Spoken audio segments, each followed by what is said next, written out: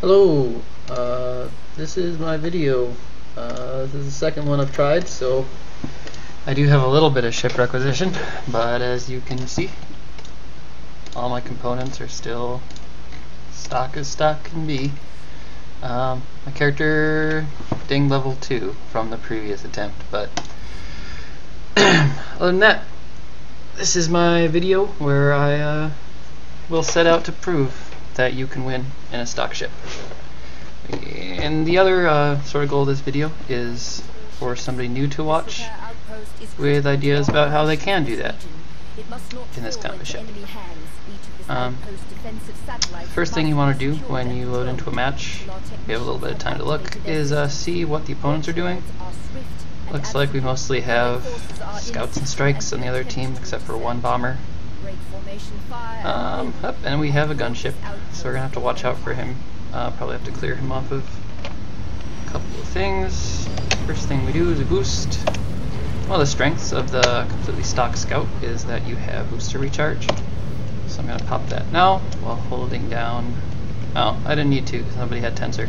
Tensor is an ability on the Type 3 scout where it gives basically everybody a booster recharge for free that's near you, and it's really good, and people who have it are good teammates. One thing you might notice is that instead of simply sitting in place once I got to the satellite to capture it, I flew around it like a crazy person and flew into the side because I'm stupid. Flying around it like a crazy person gives you value because you can't be killed as easily. Meanwhile, there's this gunship who's come to shoot at the missile, shoot at the turret, and we don't want to let him. Right now, I was just trying to confuse and frighten him until he would give up on trying to shoot me, try to shoot my guy on the satellite instead. That worked. He ignored me, and let me kill him. Very easy. Easy stuff. That bomber is a guy on this server who likes to just kind of sit a million miles away from where anything is happening and kill anybody who comes to get him. I guess it's a way of getting a good KDA, but it doesn't really do anything for the team, so I'm kind of okay with him doing that if he's not on my team. I think he has me on ignore on his Imperial tunes because I've yelled at him about it before, but, you know. Also, so that's a guy that's lagging. That happens. Some people will say that that's like hacks, but the thing is, having played with really high latency before, I mean, sure, it makes you unkillable, but it also makes you incapable of really doing anything, so I don't think it's that much of an advantage. Unless you can turn it on and off at will, which I've heard rumors that people can do, but never substantiated in any significant way. So this is a bomber. One of the things as a scout is that you want to be roaming a little bit away from your turret. Because the best time for you to kill bombers is when they're not on a turret, because you can engage them at something of range. That seismic mine's gonna kill me. That was not good. Good. Oh, this is not a seismic mine. It's a repair drone. He's a drone carrier, not a mine layer. I'm paranoid. He's gonna be pretty easy to kill for a really long time. Boom. When you're flying a bomber, try not to do what he just did and fly in a flat, straight line really predictably. It makes it incredibly easy to just land shots on you for hours. So this guy, this guy made a common gunship mistake, and instead of barrel rolling away from the satellite, he barrel rolled onto it. In some ways, that was a good decision because there are no turrets on here anymore. He already killed them all. Which means that if I hadn't boosted immediately after him onto the satellite, he'd be capping it. But one of the little bits and pieces about domination mode is that if there is anybody else on the satellite, it does not capture in either direction. So if there's one of you and 5 of them, and you're on the satellite and they're on the satellite, it does not move. It does not get captured in either direction. If there's 5 of you and 1 guy that none of you can kill, all of you are doing nothing. You're accomplishing nothing. You're just waving around until you can manage to kill him or get him off the sat. Or her. Whoever happens to be flying that day. So you really want to be good at what's called. Meanwhile, this guy's trying to be really sneaky. And he succeeded in getting me off the satellite, so props where props are due.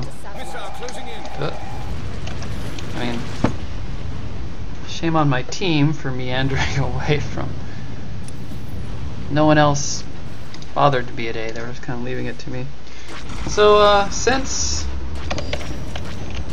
there's a ton of people from their team at A now, and there's a number of people from my team who are trying to go for the 3 cap on C, there's only one of their guys at C. Well, let's make a strategic reposition. You'll notice that I switched to shields for taking these out because it takes forever in stock. Forever where you're flying in a straight line and the thing is just blasting at your face, so recharging your shields in between taking down each individual turret can be a very good thing. And that's all the turrets, and that's the guy who was defending. They don't have anyone else around here.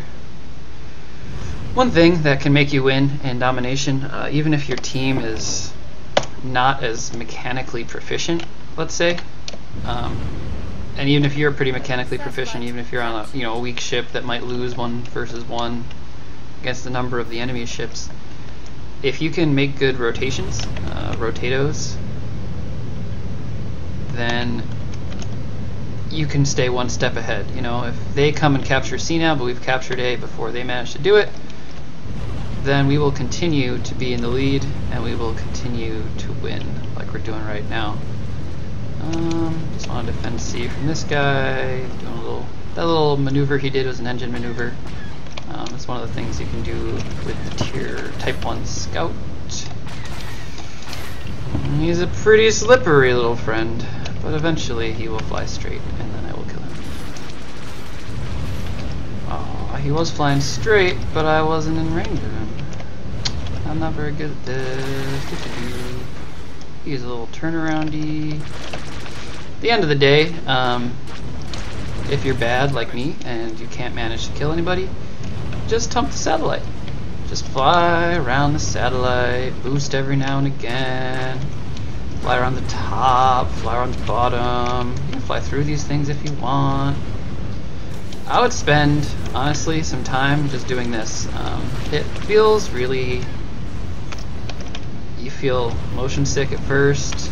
You'll be surprised by some of the little nooks and crannies at first. But once you're used to it, that skill is invaluable because basically only a good tier 2 scout or a very patient gunship who waits for the moment when you appear from around something. And as long as you're unpredictable enough, the gunship's ability will be curtailed. And it'll be very, very hard to move you, even if you're alone. I guess the third thing that can get you off of a site like that is if a bomber comes around and starts dropping mines. You can still do it. You just need to keep the mines positions in your head, and that restricts the area that you can flip and turn around in. But the more you're restricted, the easier it is for everybody else to kill you. So yeah, being good at that definitely doesn't make you invincible, but in some games it can make the enemy feel like you are. Let's just kill this guy. I'm missing this guy because I'm bad. So bad. I only have 3 rocket pods left, so I really shouldn't be wasting them. This guy's actually doing a pretty decent job of evasive action because he was turning around there, he's changed directions, he's boosting. I'm dying. That's how you run from a scout that has more upgrades than I do unloading on me. But you wait for him to come up around here. He kills me because I'm bad and I went head to head with somebody who I knew had more upgrades than me. That's a trick. Not really a trick, but just something to keep in mind is that one of the limitations, the only limitation of playing in a stock ship, is that you lose head to heads against ships with masteries. That's the big thing, is that if you have a fully mastered ship, you can be confident, especially if you've made the right gear choices, and by that I mean don't have Hydra's banner. that you'll win head-to-heads, and so you can safely do them if somebody wants to sit parked 2 inches from your face and you both just unload into each other, then you're fine. Opt into that. I've almost gotten used to doing that, which playing on a stock ship is the worst idea. You don't want to go head-to-head unmoving with anybody else. So yeah, that went by pretty fast, even though they had a guy, the guy who killed me, with the top kills, even though they had a few people. Tresha in particular has 5 ships, Valsin has 5 ships. You would have thought, loading in, oh no, I'm in a stock ship, I can't do anything. But here we are, 3rd on my team in damage, 3rd on my team in hit. Not too high up in kills, but pretty good in assists. Only 2 deaths.